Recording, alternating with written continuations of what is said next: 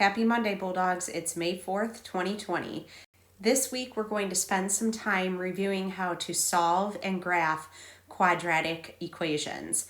Today, on Monday, we're going to review solving quadratic equations, and we'll be going through some examples to take a look at how we can solve quadratic equations by factoring and by using the quadratic formula. On Wednesday, we will review how to graph quadratic equations. At the end of each lesson on Monday and Wednesday, you will be given a small set of practice problems for the skill that was reviewed. These problems will be discussed during the following lesson. So Monday's practice problems will be discussed on Wednesday, and Wednesday's practice problems will be discussed in a short video on Friday. Your assignment for the week has two parts. The first thing I'm going to do is I am reopening the quizzes that was assigned on Friday of last week. If you did not get a chance to work through that assignment last week, or if you did not meet the requirement of scoring at least a 12 out of 15 on that assignment, you have an opportunity to complete or redo that assignment this week. I will leave it open through the end of the day on Friday for you. There will also be a short skill check posted later this week that will be due via Google Classroom at the end of the day on Friday. Let me know if you have any questions, and have a great week. To solve a quadratic equation means we are finding the x-intercepts or the roots of that quadratic equation. In other words, we are finding the places where the graph of the equation crosses the x-axis. At this point, to help us solve a quadratic equation, we have two tools that we can use. We can either factor the quadratic equation once it has been set equal to 0, or we can use the quadratic formula once it has been set equal to 0 to help us find the x-coordinates of the x-intercepts. Remember that before we can start using either of these tools, our quadratic equation must be set equal to 0 and be written in standard form. Let's run through a few examples together using both of these tools. In our first example, we are going to solve a quadratic equation by factoring. In the equation that we are given, it is not yet set equal to 0. This is a requirement before we can start factoring to solve the quadratic equation.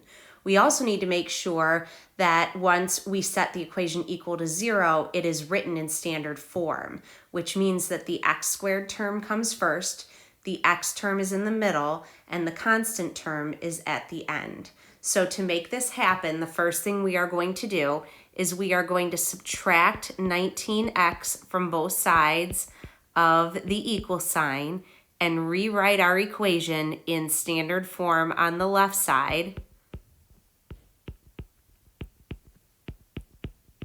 while setting it equal to 0 on the right-hand side. This is the equation that we will be solving. And we will do that by factoring 3x squared minus 19x minus 14. To factor, I'm going to start by making my area model. I'm going to place my first term in the box in the upper left-hand corner and my last term in the box in the lower right-hand corner. I'm going to set up my diamond problem and focus on the product of the diagonals and the middle term of the equation, which will tell me the sum I am aiming towards. The product of my diagonals is a negative 42x squared. This means that the other diagonal must have the same product, and that tells me the product that I am looking for in my diamond problem.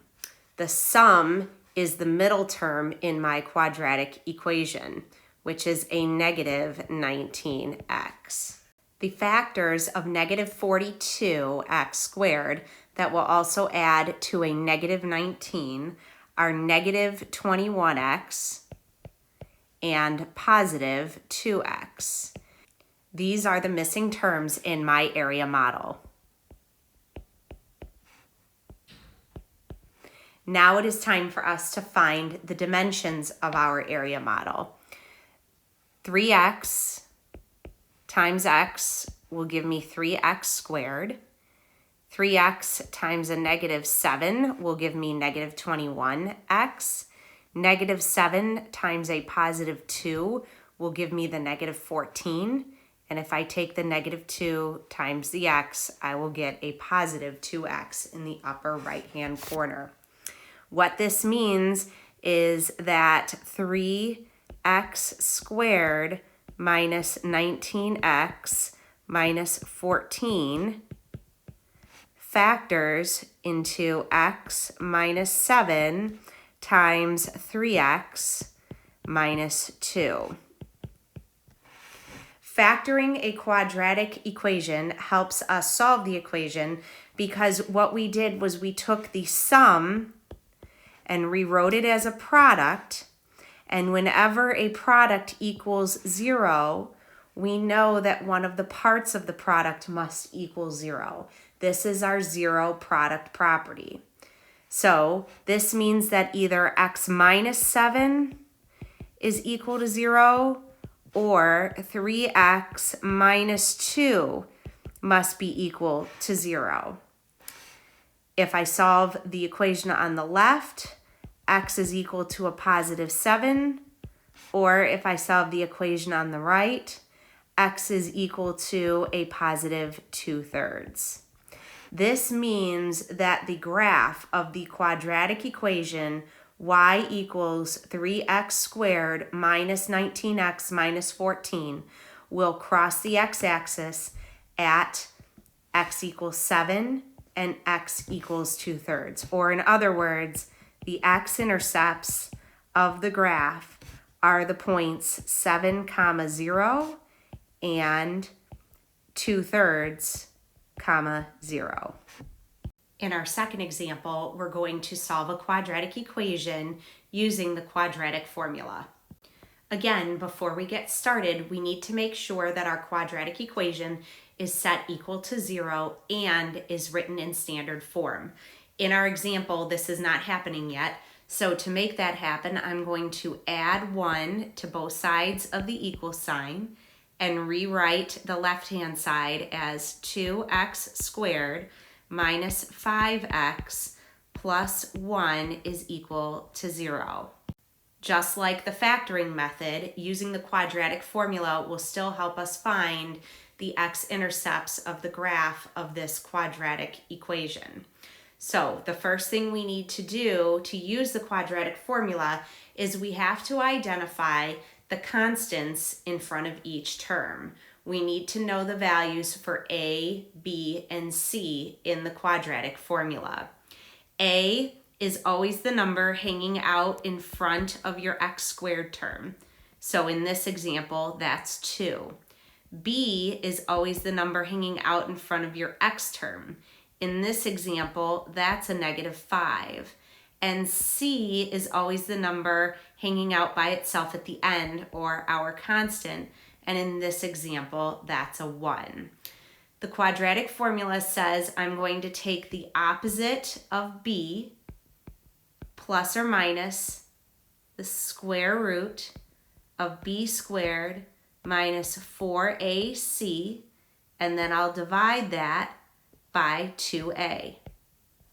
And from this point on, it's simply plugging in our values for a, b, and c and simplifying. In this example, the x-coordinate of the x-intercepts is equal to the opposite of a negative 5 plus or minus the square root of a negative 5 squared minus 4 times 2 times 1 divided by 2 times 2. The opposite of a negative 5 is a positive 5. plus or minus the square root of a positive 25 minus 8 divided by 4.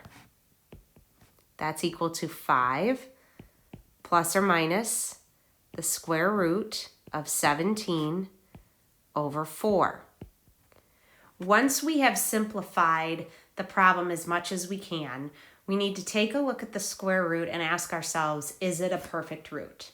The square root of 17 is an irrational number. That means if you were to use your calculator to evaluate the square root of 17, you would get a decimal that goes on forever. So square root of 17 is not a perfect root. At this point, we can either write the solution as an exact answer, which would have us leaving the square root in our answer. So x would either equal 5 plus the square root of 17 over 4, or x would equal 5 minus the square root of 17 over 4. These are the two exact x-coordinate values for the x-intercepts of this quadratic equation. Or if we wanted an approximate value, we would take our calculators and figure out the decimal equivalent or approximation of those exact values.